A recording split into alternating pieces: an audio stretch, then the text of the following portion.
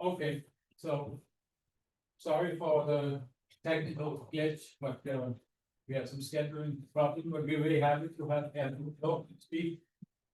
And he will tell us about new insights to black holes, cosmology, and aliens. Well, the last part is upon request. But so let me just see if it's okay. So I'll start with astrophysics. How do we make supermassive black holes in the universe? We see them all the way to when the universe was about 500 million years old. And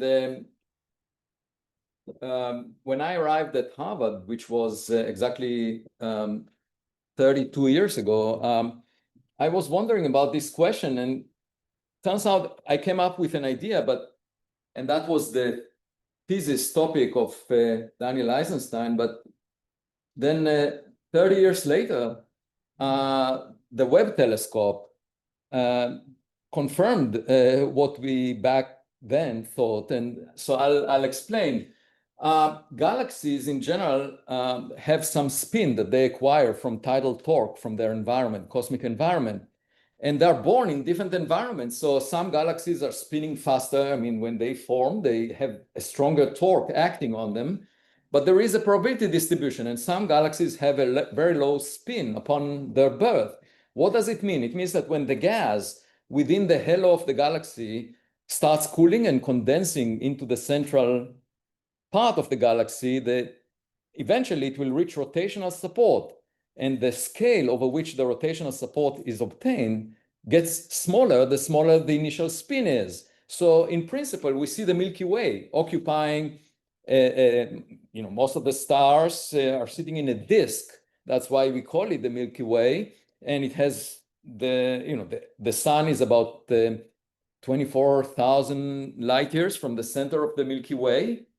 But if you imagine the Milky Way being born in an environment where the torque would be much smaller, then it would have been more compact. And you can, in principle, get galaxy disks that are much smaller than the typical ones. And so this is the probability distribution of spins, where the spin is defined in terms of the virial properties of the halo of the galaxy. And the important point to keep in mind is there is a low spin to the probability distribution that could potentially make very compact galactic disks when the gas cools. And if the disk is less than about half or even a third of the characteristic disk sizes, then the dynamics of the disk becomes very different. And there is a minimum, there is a certain value of the spin at which there is no other outcome than this disk of gas and potentially stars made in it collapsing into a supermassive black hole. So this is the best setup for making a nursery of a black hole, giving birth to a black hole, simply because you compress the gas to such small dimensions that there is no angular momentum barrier that prevents it from condensing at the center. And if one identifies the threshold spin below which you end up with a compact enough disk to make a black hole, you can calculate how many such systems exist relative to the rest of the galaxy population. And that's what's shown here in terms of little red dots, which are very compact galaxies discovered at redshifts of order 5 by the Webb telescope.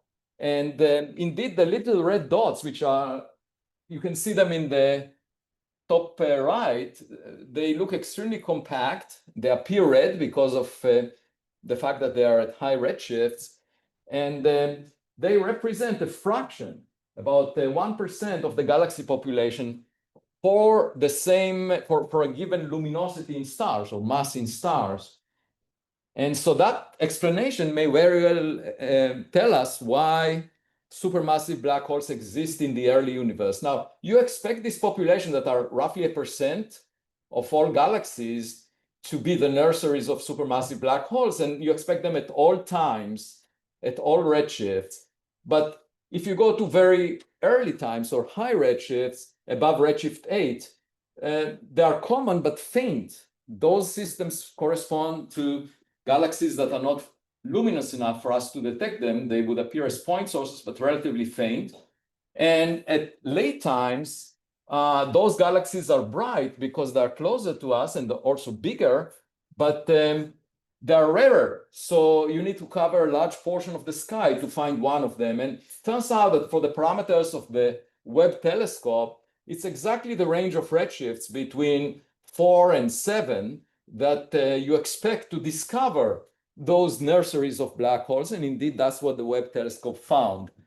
And the evolution of the number density of number per unit volume of these little red dots with cosmic time appears to be in agreement of what you expect from the low spin tail of the galaxy population. So in my view, that offers a very natural interpretation of how supermassive black holes form in the very early universe. You just have those very compact galaxies that are the best sites for allowing the gas to get into the horizon of a black hole. Now, black holes did not form just by astrophysical processes. They could have formed early on if within the cosmic horizon there was a density perturbation of order unity such that the amount of mass exceeded by a factor of order unity the typical mass within those volumes in the universe, because at that point you can regard this region as a closed universe that has a density bigger than critical that would collapse upon itself to a big crunch, meaning a black hole. And that's a mechanism for making primordial black holes if the early universe generated fluctuations of order unity across the horizon. The one thing to keep in mind, the size of the cosmic horizon was proportional to cosmic time. It's just the speed of light times the time that elapsed since the Big Bang. So the size of the cosmic horizon was smaller and smaller as you go back towards the Big Bang. And in principle, given such fluctuations, you could potentially make black holes of arbitrary masses starting from the Planck scale.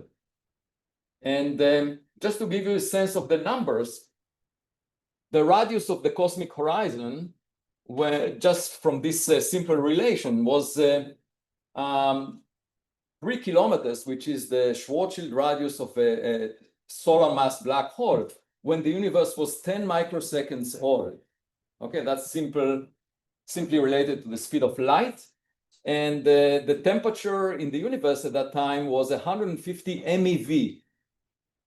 And the mass density was roughly 2 times 10 to the 16 grams per cubic centimeter, higher than the central density of neutron stars by about an order of magnitude.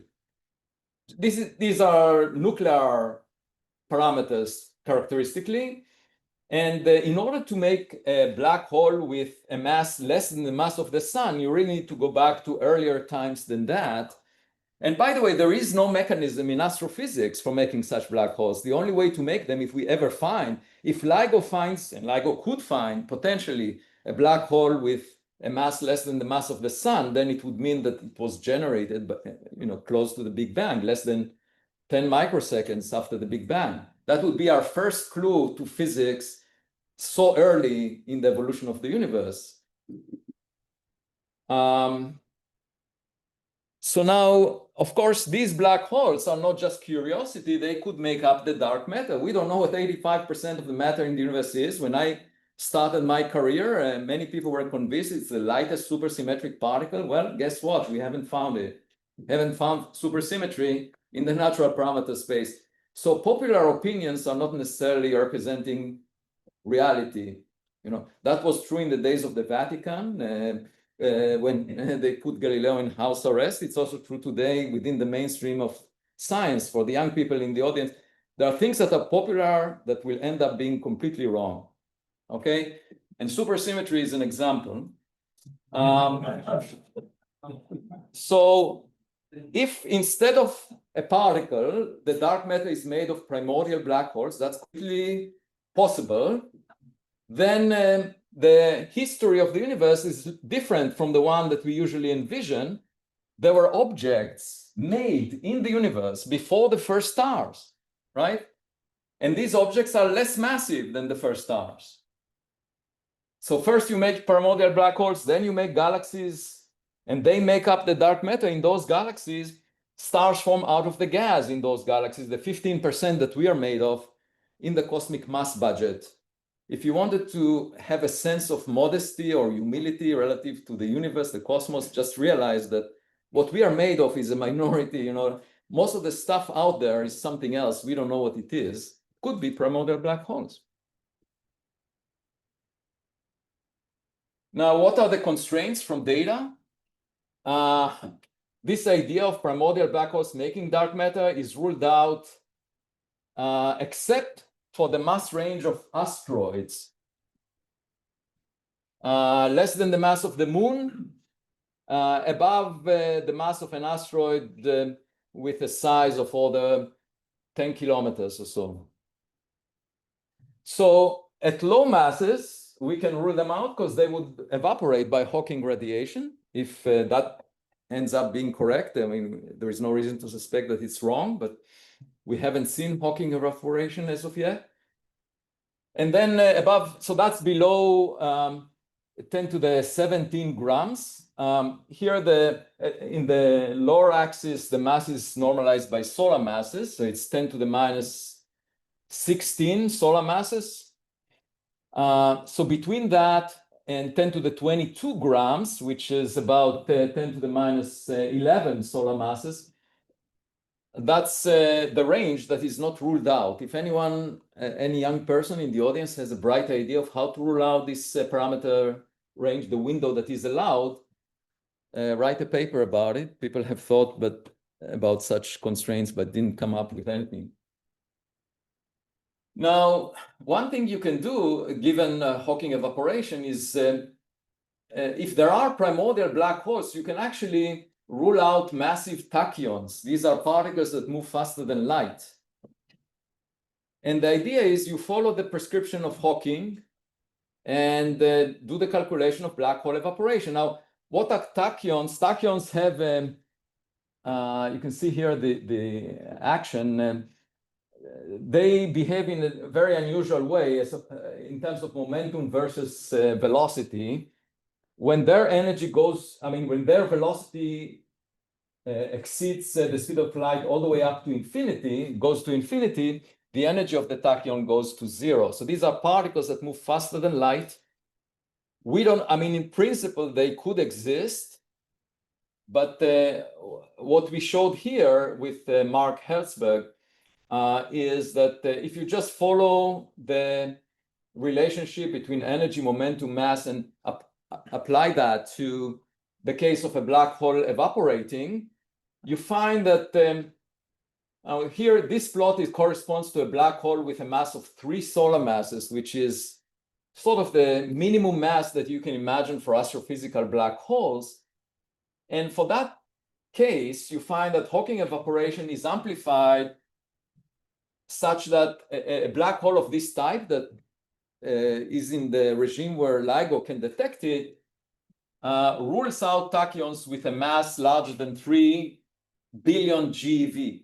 Okay? Quite a large mass, but the fact that such black holes exist, according to LIGO, means that they didn't evaporate during the evolution of the universe, and therefore no tachyons with masses above 3 billion GeV exist.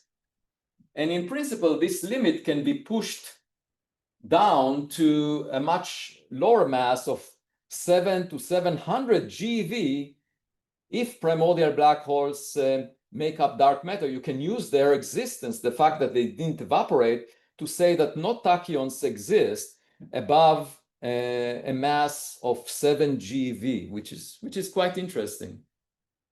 But so far, we haven't detected primordial black holes, so all we can say is about masses much larger than that, 3 billion GeV. Now, there is sort of an interesting anecdote here. I'll bring in the aliens again later, but so in principle, here is an idea that is interesting to think about. I'm not sure if it's realized in nature, but if you consider a black hole with a mass of 100,000 tons, okay, 10 to the 11 grams, if you somehow manage to make such a black hole, let's say in a laboratory, and this black hole evaporates by Hawking radiation, as long as you feed it with a mass rate of 2 kilograms per second, which is roughly what you get when you flush the toilet, okay, 2 kilograms per second. So you just dump this mass onto the black hole, you compensate for the Hawking evaporation. The Hawking temperature is huge. It's 10 to the 15 degrees Kelvin. Now, in principle, this could be a source of energy. It's like an artificial sun. So if you put such a black hole in orbit around the planet and you keep feeding it 2 kilograms per second, you get all the rest mass. You can put trash into it and you end up getting clean energy. That's a perfect solution to the energy problems. You don't need to be close to a sun. You can just have this black hole moving around and warming up. And it turns out that the flux on the surface of the planet would be roughly the solar flux that we get.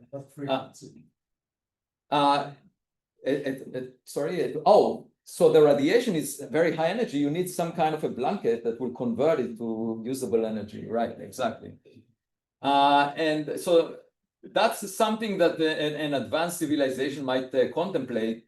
By the way, the Hawking evaporation time. X-rays? Oh, the energy comes out in high energy gamma rays, yes. But so you need some blanket of material. I didn't come up with the engineering details, but I'm glad that David is really worried about engineering, because making such a black hole, as far as I know, is not possible. Because the density you need is just, here it is, it's 10 to the 60 grams per cubic centimeter. Now, the early universe may have had it, but I don't see any practical path of building it in the lab. Okay, here is another interesting anecdote. I mean, these are just thought experiments. Now imagine having indeed a primordial black hole that makes up the dark matter in the asteroid mass range. You can ask, what is the Schwarzschild radius of this black hole? Okay, so if you take a black hole in the middle of the range that I mentioned that has 4 times 10 to the 19 grams, turns out the Schwarzschild radius is the size of the Bohr atom, the Bohr radius of the atom, the hydrogen atom. And I'm very glad to talk about it here at the Niels Bohr Institute. So here is the Bohr radius of the hydrogen atom related to Planck's constant, electron mass, and electron charge. And it turns out that if primordial black holes make the dark matter, their Schwarzschild radius is comparable to the Bohr radius. What are the implications? Now, in the literature prior to the papers I wrote, people just assume that if such black holes, primordial black holes exist, then gas can feed them. But that's obviously wrong, right? Because we're talking about a black hole that is smaller than an atom. So how do you deal with that? One thing to keep in mind is if you just approach the problem classically, well, semi-classically, and you just say, in addition to the electric force, you have a black hole that is at the center of the potential. So you have an electron moving around a proton in a hydrogen atom, but now there is a primordial black hole with in principle that is at the center with a mass m. Then you can just add the electric and gravitational forces. If there is a proton, suppose you have a hydrogen atom that falls into the black hole, the proton gets there first because it's more compact. So then you have the primordial black hole charged with a positive charge of the proton, and then the electron could have a bound orbit around it. And you can calculate the energy levels. Obviously, we'll have the Rydberg for the case where there is no black hole, but the black hole adds gravitational mass that changes the Rydberg levels. Okay, so you can get a black hole atom in principle. By the way, this is an image of an atom that was obtained recently. And you can ask, how quickly will this system, ignoring Hawking evaporation, what is the half-life of a bound electron? Because once the electron gets into the Schwarzschild radius, it will be gone. So you will end up with a neutral primordial black hole. So one can calculate it in the same way that you calculate K capture, which is you have an electron wave function in an atom around the nucleus, and there is a certain overlap of the wave function with the nucleus, and you can ask what's the chance that there will be a proton and electron making a neutron as a result of that. That's a well-known calculation in nuclear physics.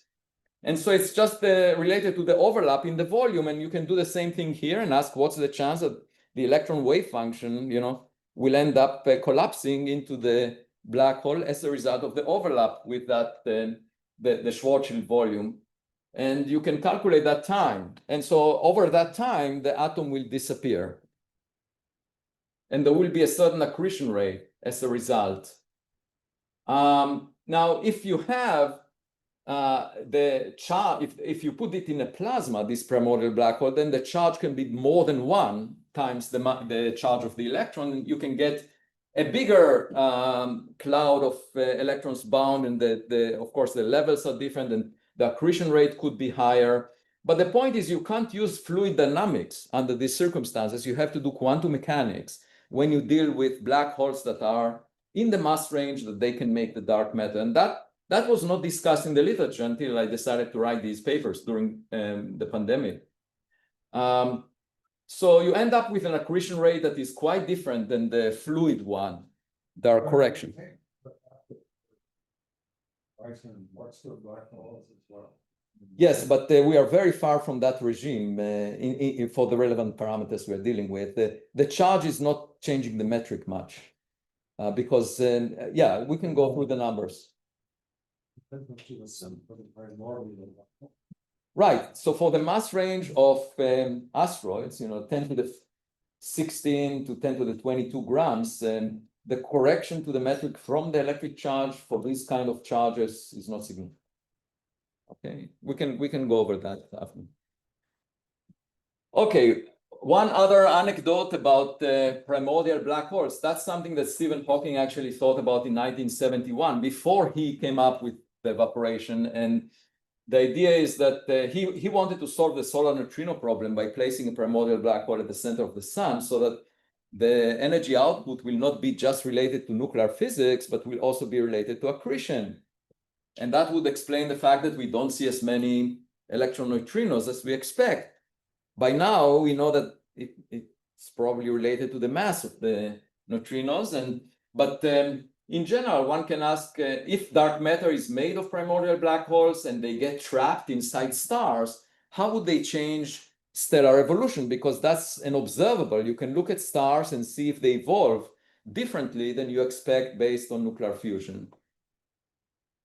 So it's not, the statistics is not making it easy, but in principle, it's possible to look into that.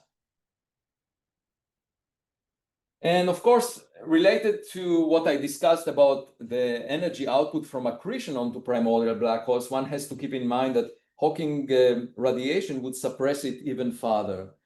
So altogether, it's very likely that accretion will be extremely slow. Now, one way to probe if the dark matter is made of primordial black holes is by their gravitational effect. If these black holes pass through the solar system, then potentially we can use gravitational wave detectors to find them. It will not be a gravitational wave signal. It will be the tidal signal, the Newtonian tidal force from a passing object that could potentially go through the Earth without us noticing. And there are various future gravitational wave observatories that we considered in this work with Valentin Voss. you can see there the maximum distance on the left, the maximum distance for which gravitation wave detectors are sensitive to a flyby by a dark interstellar object like a primordial black hole as a function of the mass of this object. And the distances are not great. I mean, the radius of the Earth is 6,000 kilometers, so it's somewhere here. And on the right side, you see the signal to noise ratio from the closest encounter within 10 years. And it really requires the most advanced future observatories like the SIGO, for example, to detect one such event. This is a plot that shows that to detect one signal by the SIGO, you need to monitor the data set for about 10 years, and then you have a chance that you will see it. This is the density of the mean density of such black holes in the galaxy. So the dark matter is somewhere along the red band here. And there is a high likelihood that, well, if an object with 10 to the 8 grams were to pass, we would detect it, but this is below the threshold for Hawking evaporation. So the point is that we have no way of detecting whether the dark matter is made of asteroid mass black holes, but we do have a way with the SIGO of detecting dark objects that are of the order of 100 tons or so passing through the solar system. And since we don't know what the dark matter is, that's interesting. In principle, if primordial black holes make dark matter, there is another way to see them, and that is when a comet or an icy rock is intercepting them. So there was a claim that maybe there is a 9th planet in the solar system that has about 5 times the mass of the Earth. If dark matter was made of primordial black holes of that mass, then you would expect one to be in the outskirts of the solar system, and then you could see it from the flash of light that you would get when one of the rocks, icy rocks in the Oort cloud, passes and collides with them. However, as I mentioned, this kind of a mass is ruled out already. But in principle, the Rubin Observatory in Chile could detect these flashes. If we see flashes of light from the edge of the solar system, it could be a primordial black hole colliding with a rock. An interesting question is, okay, perhaps those larger mass primordial black holes are not out there, but could it be that there were primordial black holes that evaporated and left a remnant? And if so, is the remnant perhaps Planck mass? And so the dark matter may be made of Planck mass particles or entities that are not elementary particles, but they are the end product from the decay of the population of black holes with less than 10 to the 14 grams. All of these end up with Planck mass remnants, if Planck mass remnants exist. And one way to imagine that they might exist was discussed in a recent paper that I co-authored, is if you imagine the collapse of the radiation that makes the primordial black hole eventually bouncing near the center where the singularity is supposed to be. So for that, you need a theory of quantum gravity that would describe that bounce. But that bounce is discussed also in the context of where did the Big Bang come from? That's one of the biggest question. And one possibility is that there was a bounce, that the universe was contracting prior to the Big Bang and then bounce. And if the same kind of a process takes place at the center of a black hole, then potentially, when these primordial black holes with masses that are small enough for Hawking evaporation, when they evaporate, they might end up with some kind of a remnant. Speaking about dark matter, it is often thought that the dark matter locally is just bound to the Milky Way galaxy. But one thing to keep in mind is that dark matter particles arrive at at us also from outside the Milky Way galaxy. And in recent work, we calculated with my student, what fraction of the dark matter may come from outside the Milky Way galaxy. Turns out that it could be tens of percent, and in some directions it can go up to 70%.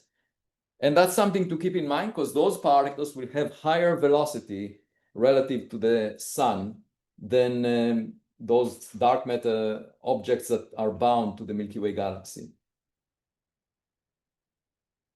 So in one of the conferences at the Black Hole Initiative at Harvard, back when I was the director of the Black Hole Initiative, I said that it would be fantastic if we could visit a nearby black hole, because then all the string theorists in the audience would be able to enter it and check their theories. And Nima Arkami Hamad blamed me for having an ulterior motive for sending string theorists into a black hole. But I do think that if we had a black hole at the edge of the solar system, if it's a dark matter, it would offer us the best prospect we can imagine in the relatively near future to test quantum gravity. There aren't many experiments you can do. And if that exists, it would be quite amazing. And having a spacecraft arrive close to that black hole with not necessarily human experimentalists, but equipment that will inform us of what happens near such a black hole would be really interesting.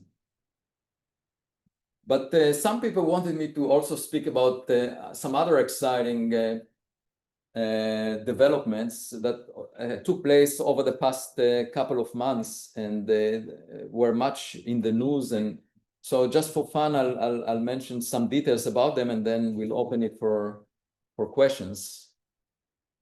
It all started actually a couple of years ago. I went on an expedition. Actually the same shirt you can see over there, to the Pacific Ocean, because together with my student, we realized that the catalog from NASA included meteors over the past, about 1,000 meteors. These are objects that collided with Earth over the past decade.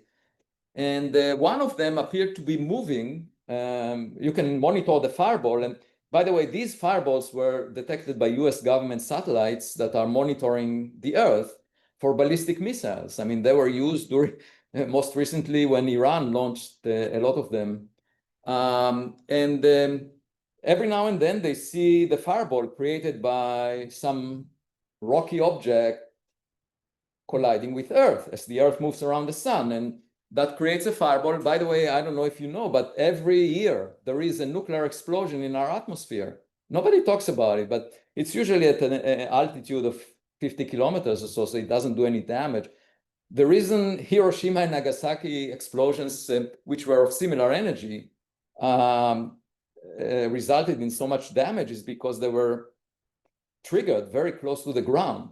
Okay, so if you do it 50 kilometers up, not much is happening. It's most likely over the ocean. Nobody talks about it. But a Hiroshima explosion takes place in our atmosphere every year of an object roughly a meter in size. Yeah. You just mean the corresponding amount of TNT. You don't mean nuclear. Yeah, the amount of, yes, 70.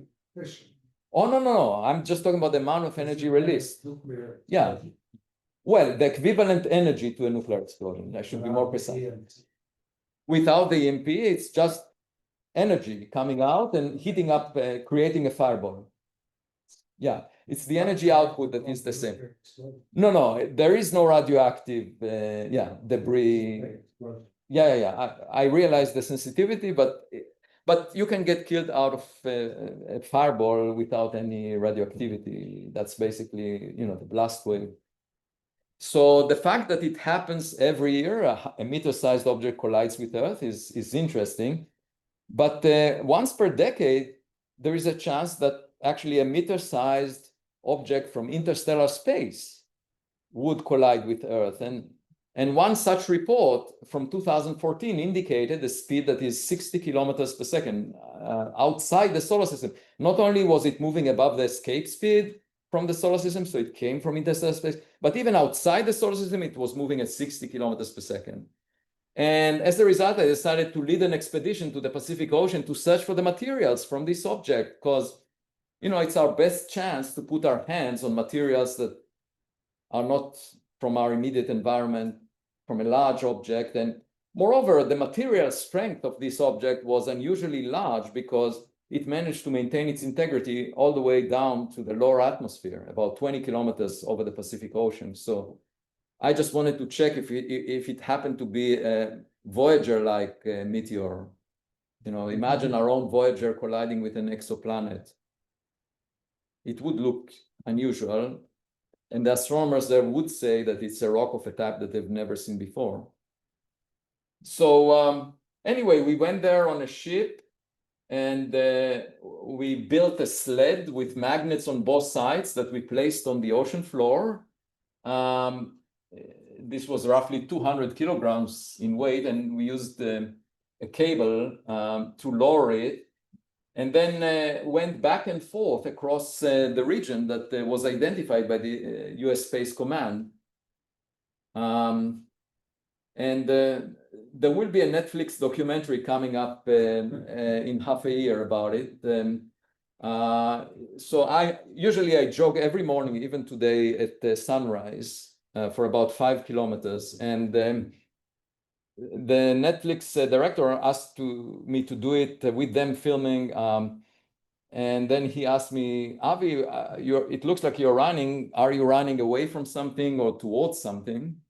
And I said both. I'm running away from some of my colleagues that have very strong opinions without seeking evidence. And I'm running towards a higher intelligence in interstellar space. And another activity recently, aside from the expedition, was to put an observatory in Las Vegas, looking at the sky, monitoring the sky for any unusual objects. And more details on that will come in the coming months. This is a view of Las Vegas from above. And overall, and I was there actually, I got injured in that, as much as I got injured on the expedition. So I have bruises to prove what I just said. But there is an exciting new frontier in astrophysics, which is not celebrated enough. And that is, for the first time in history, over the past decade, we discovered the first objects from outside the solar system that came close to Earth. And the first one from 2014 was this interstellar meteor that I mentioned. After that, astronomers started discovering with telescopes objects that are not colliding with Earth, but passing near Earth. So in 2017, the Pan-STARRS telescope in Hawaii discovered an object named Oumuamua, which means a scout in the Hawaiian language, roughly 100 meters, the size of a football field. The meteor was roughly half a meter. And then in 2019, there was a comet discovered by an amateur astronomer, Gennady Borisov, also of order hundreds of meters. And the exciting thing is that on July 1st this year, the third one was identified from a telescope, and that one was found by the Atlas telescope, half a meter in diameter, in Chile, a small telescope. And just next door to it in Chile, there is a giant telescope, 8.4 meters, called the Rubin Observatory, that was inaugurated in June 2025. So this one was discovered by a very small telescope, and they scooped the Rubin Observatory. The Rubin Observatory may find an interstellar object every few months, so that would be a new frontier. It's an increase by a factor of 100 in the detection rate. But the fact that it discovered it means that this object is very bright, and it's called 3-eye Atlas. So what do we know about it? That basically it was discovered on July 1st, which meant that I couldn't really enjoy the July 4th holiday that my wife took me, a vacation that my wife took me to, because I had to write a paper about it. And, because the one thing that struck me about this object is it's so bright that at its distance at the time was 4.5 times the Earth-Sun separation, so 4.5 AU. At its distance, it had to have, if it's a reflection of sunlight from a solid object, it had to have a diameter of 20 kilometers, the size of Manhattan Island. And the previous ones were hundreds of meters. So it's 1,000,000 times more massive in mass, because mass goes like size cubed. 1,000,000 times. So this doesn't make any sense. You would see 1,000,000 objects like the Borisov comet before you see this one, and we haven't seen those. So what's going on? And I also calculated that there is not enough mass per unit volume in interstellar space to deliver to the vicinity of Earth a rock with a size of 20 kilometers once per decade. In fact, you would expect the rate to be once per 10,000 years or longer. Otherwise, you need to eject from planetary systems like the solar system 10,000 times the mass in rocks that we see right now in the solar system, which makes very little sense. 10,000 times more mass in rocks need to be ejected to deliver. Yeah, and for that, you need to package all of this rocky material in 20 kilometers rock. I'm saying there probably will be a distribution of masses, and so it makes no sense whatsoever.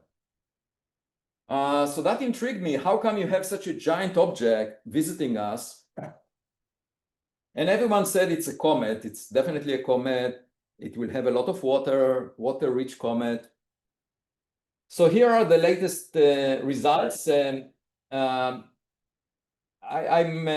highlighting space observatories because they give us the best data. So the Hubble Space Telescope on July 21st looked at it. It has the best angular resolution. And you can see that there is no tail to this object. In fact, the extension away from the sun. So if there was dust emitted by the object, the dust would be carried to the back of the object by solar radiation pressure within a day. You can do the calculation as long as the dust particles have a size comparable to the wavelength of sunlight, because then the sunlight is pushing them effectively. And we don't see an extension behind the object. The direction of motion is this way towards the sun. We don't see an extension in the opposite direction that is more than the sideways width of this plume of gas or scattering particles around it. So it's the scattering particles, as far as I infer from this image, are not sub-micron size dust particles, because otherwise you would see them in a tail. There is no tail. This is a very unusual object. On the other hand, Sphere X, and you already see here that there is a plume of something around it that extends out to about a few thousand kilometers. And Sphere X, which was intended, it was just launched about half a year ago, it's intended to do cosmology and tell us something maybe about inflation as well. But then they looked at it with Sphere X, and they made a discovery that there is a huge plume of CO2, carbon dioxide, around it, extending out to at least 348,000 kilometers. Huge CO2, but no water. This is water. That's the wavelengths that we should have seen a plume if there was water. We don't see water vapor, I should say, but we see a lot of CO2 that by mass, it's 20, I mean, the water cannot make more than 5% of the mass output from this object. So 5% is the maximum relative to how much CO2 is coming out. So that's very unusual, never seen before for comets. They usually have comparable amount of mass in CO2 and H2O. So what is going on? And then the Webb telescope. So a few seconds before my flight lifted off from Boston, from Logan Airport, a few seconds, I look at my cell phone, an email with the results from the Webb telescope, the paper. And then I couldn't receive any information about the paper because I had no connectivity which is a torture for any physicist that cares about nature, you know. And you know, the 15 minutes that I had to wait until they established Wi-Fi on the airplane, well, you know, that felt like eternity. And then I was able to open the paper on my flight here. That meant that I didn't sleep much during that flight. And these are the results from the Webb telescope just a couple of days ago, posted on the archive. They basically confirm the picture from Sphere X, that there is a plume of carbon dioxide. And then when you look at the other wavelengths, I mean, that correspond to different. So carbon dioxide is this plume here on the right. This is the flux at 1.2 microns. So it shows everything that scatters 1.2 micron light. But this is what you see in CO2. And then in water, they see very little, as I mentioned, 5% of the total mass output. And then in CO, they see about 10 times more than water. So that's just, oh, and another thing is, you know, as soon as it was discovered, they said, okay, such a giant rock cannot easily be supplied by interstellar space, but if for some reason this object targeted the inner solar system, was not on a random orbit, then you can explain it has nothing to do with the rocky material that is in interstellar space, okay? And then I looked at the orbit, the trajectory. This is 3I Atlas.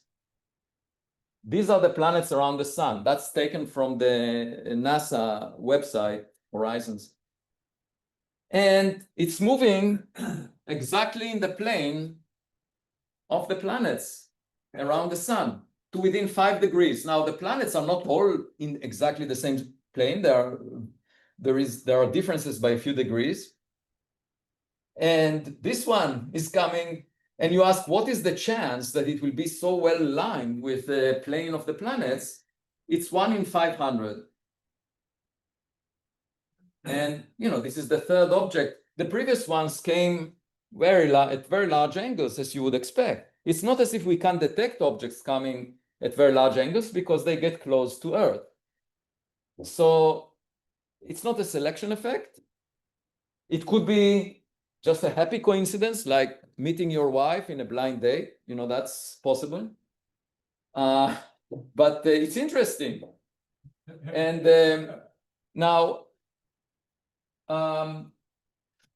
this object, 3I Atlas, is actually on a retrograde orbit, meaning that it's moving the opposite direction to the planets. And it is passing very close to Mars, Venus, and Jupiter. Okay? And these planets are moving around the sun. So this is a timing issue. You can ask, okay, well, suppose I adapt this trajectory, and the only thing that I'm playing with is the arrival time. What is the fraction of all arrival times at which I will pass so close to these 3 planets? And the answer is 1 in 20,000. So it's like a very fine-tuned trajectory. And the question is it technological or is it natural? That way of calculating fine-tuning is not a bit it could be a posteriori. I mean, Yeah, that you're I don't make much of the planets. Time of Yeah. day. No. I don't make too much of but the size of if the object ends up being tens of kilometers, that's a serious issue. It will be difficult to explain where you get such a giant thing over the past decade close to us. And why is it made mostly of CO2? Okay, that's the other question. And then why doesn't it have a cometary tail the way we expect from dust? You know, so I think the size and the alignment also with the plane of the planets, that's also something that is, what? So it will get closest to the sun on October 29, 2025. And someone texted me and said that he is putting trading options on the volatility of the stock market with an expiration date of October 29. in case this happens to be technological. But the interesting thing is the Earth will be on the opposite side of the sun at that time. We won't be able to observe it. The sun will be in the way. We cannot look at the sun with our telescopes. What's the probability of that? They're avoiding us, you know. The answer to Fermi's question is, where is everybody? That's what Enrico Fermi asked back in 1950. I was disappointed, but if I was there, I would at Los Alamos, I would have said, Enrico, you're an experimentalist. What is this theoretical question? You should build something and observe the sky. What do you mean? You are not that attractive. Don't be so presumptuous. They will not come to you at Los Alamos, have lunch with you. You should seek. I mean, that's what you tell every lonely person. You say, you should go to dating sites. You should look through the window for any neighbors. Your partner will not come to you, Enrico.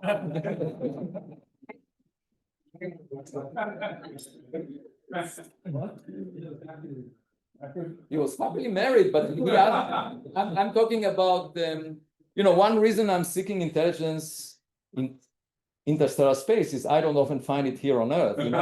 It's like being in a party and looking at all the party comers. You see what they are doing, and you say to yourself, well, that's too bad. You read the news every day. I really wish that someone else will come and make the situation better.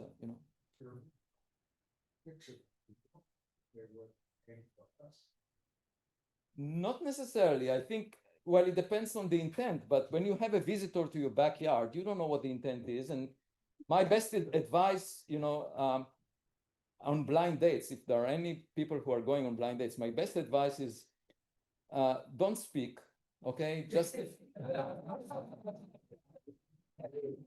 Just listen and observe the other side. Because it might be people often show off, like we were broadcasting radio signals for a century. And actually, even Stephen Hawking was warning us, don't do that, And so I have no idea what will come to our front door. And frankly, I think we do need a wake-up call. And if it happens, if there is a visit, then everything will change because, we will have to decide how to respond. And it will be a serious matter. Instead of investing $2.4 trillion in military budgets worldwide, we might allocate a portion of that to space exploration. The CO2 just because they're using an old-fashioned. Oh, a human. A human. Did you know how much you generate in terms of CO2? A kilogram per day. Right. So you generate a kilogram a day. 10 million people generate 130 kilograms per second, which is what you see there. And it's 46 kilometers in diameter, according to SphereX, on the paper that they wrote. 46 kilometers, is twice as big as Manhattan Island. And, it could be an object that has enough volume to accommodate the 10 million people. But fuel. And also fuel, yeah. But look, if I had to bet, and I was asked, I asked myself, will I be happier if it's a rock? And obviously I will be happy because it will not risk humanity, right? But on the other hand, if you read the news every day, you keep getting disappointed about what's going on, right? So maybe a wake-up call would not be so bad, So, I'm not sure what I'm hoping for, actually. So I think I went through most of the important items here. Oh, and a month ago, I decided to define a new scale that now has a name, my last name. And it goes between 0 and 10. So 0 means a completely natural interstellar object. You see that it's a comet or an asteroid, a rock, definitely natural, no worries. It's not on a collision course with Earth. By the way, we always worried about existential risks, right? We are now worried about artificial intelligence, about a global climate change or an asteroid impact, but we don't worry about alien technology. And if it ends up being alien technology, it's 10 on these scales. And So far, I give it a 4, a 3i atlas, and it may well shrink to 0 if we find that it's definitely natural. And we should look at it with all instruments. Actually, Congresswoman Anna Paulina Luna called me on the phone 2 weeks ago and asked for an update about this object. And I mentioned that there is a mission, a spacecraft, Juno, near Jupiter that was supposed to crash into Jupiter in a month. And I just said, look, instead of pushing it in, let's push it out and probe 3i Atlas when it comes closest to Jupiter on March 16th, 2026.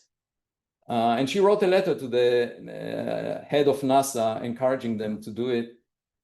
But I will not go through all the details, but there is a question of what to do the day after an encounter. And of course, it has geopolitical implications, it has financial implications, and also implications for how we view ourselves as a species, and my hope is we will all feel as if we are in the same boat, and it will encourage humanity to cooperate rather than fight, not engage in conflicts, but work together. Sort of the vision of CERN, as, that's what science is about. People are supposed to come together. Unfortunately, this one is 60 kilometers per second outside the solar system, very similar to the meteor. So why don't you advocate sending a message? I did write an essay asking, should we message 3i Atlas? And my conclusion was, let's wait another month because, if it's a rock, there is no point in sending a message to it. But also, if it's not a rock, you don't want it to get upset, right? Because if they misunderstand the message, it needs to be very friendly and short, like, hello, welcome to our cosmic neighborhood. So very radiation. Not as far as I know, I didn't see any paper from a radio observatory, or I hope someone will check it. Yeah, but all the reports have to do with reflection of sunlight. Why? Because the comet experts say it must be a comet. Yeah, I'm trying to lure. Yeah, right. Radio. Is it too fast to catch up to? Yes. So that's the one thing. It comes opposite to the motion of the Earth around the sun. So it's already too late? It's exactly, and it arrived from the direction of the center of the Milky Way galaxy, Sagittarius. So this region of the sky is very crowded, and the Atlas telescope was 0.5 meter, and when it's far away, you would think it's a star, and that's why it was detected only in July. That's when the proper motion started being significant relative to the background stars, and it was also faint. At the moment, we cannot see an object from reflection of sunlight that is as big as Manhattan Island. We cannot see it beyond 10 times the Earth-Sun separation. So who knows? There may be a base, at the Kuiper belt at 100 times the Earth-Sun separation. The time that it would take 3i Atlas to arrive to us from there is just 8 years. And the time that it would take it to arrive from the edge of the Oort cloud, which is 100,000 the Earth-Sun separation. So that's the edge of the solar system, is 8,000 years. When humans started documenting history, that's when it crossed the outer boundary. Yeah. Is there any sign of propulsion? So again, no paper on that, and I haven't had a chance to. I think the data is not good enough at the moment. Right, but. So if there is a maneuver that is non-gravitational at a high significance, the stock market may crash, right? But nothing was reported, and I think nothing was seen so far. But if you are asking where is the best point to do a maneuver, it's usually at the closest point to the sun. That's when we launched spacecraft, we get the gravitational assist. No, they might do something else. Yeah. Yeah. So I'm saying that, well, initially the data was not accurate enough to detect a significant non-gravitational acceleration. But as time goes on, we will have good data, so we can check. I keep in close contact with the people who are getting data at the Minor Planet Center at Harvard.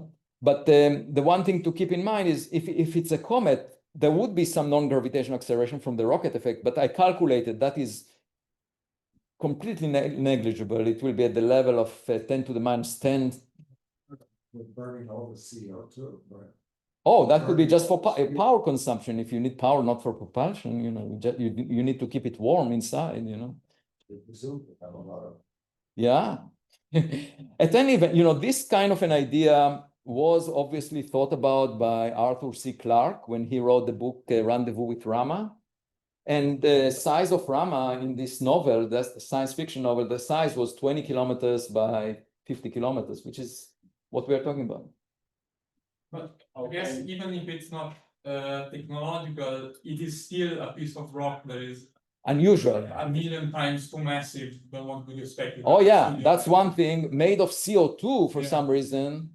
And also happened to be in the plane of the planets. Why? I mean, it couldn't have come from any of the materials that make up the solar system because it's moving at 60 kilometers per second. You don't have those velocities. Except very close to the sun. Yeah. I think that's in itself worth invest. Oh yeah. Bruno. Exactly. Exactly. I mean, we will learn something new. That's my point. That the mistake that the Vatican made when they put Galileo in a house arrest is not to say to Galileo, look, we have more money than you do. We will build a better telescope and prove you wrong. Okay.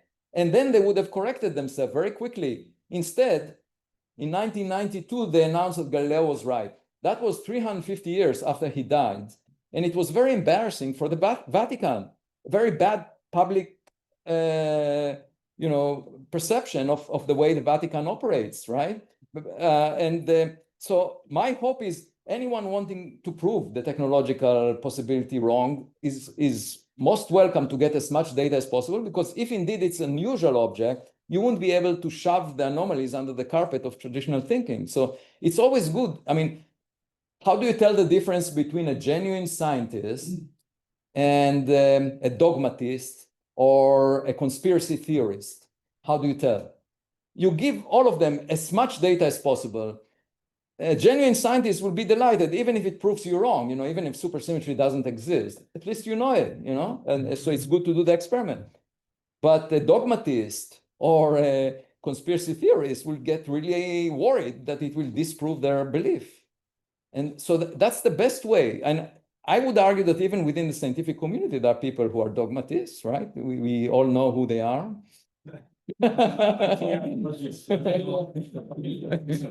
I think to see that the size of this is comparable to the size of the moons of Mars, for example, right? So it could be, and I'm just thinking, it could be like some moon in the early solar system. No, but it's not bound to, if it's in the early, it's not bound to the sun. So it's not bound to the sun, but it could have been scattered from our planets or no, but what? Moons are much bigger. Moons are 1,000 kilometers. But the point is, you can't really maintain such an object in the solar system if it moves at 60 kilometers per second. And if it came from another planetary system, that's what we are talking about. We're talking about coming from another star. Yeah, it is 60 kilometers per second. That black hole asteroids in the outer orbit belt. But this would have to be very compact to be capable with those velocities. Well, one thing I immediately did is, of course, calculate Hawking radiation and ask, could this be a primordial black hole? And the answer is no, because the luminosity would be nanowatts. So if you take the temperature as observed in the Hubble image, look, you see the light has to be temperature comparable to that of the sun. Then you get that it's a nanowatt in luminosity, like smaller than the smallest lamp you have seen in a tech store. Like you can't have a black hole give you that much power. The luminosity is actually 10 gigawatt. The object, if you ask, suppose it made its own light, or what we see is it's 10 gigawatt. Anyway, we should. Well, let's find out.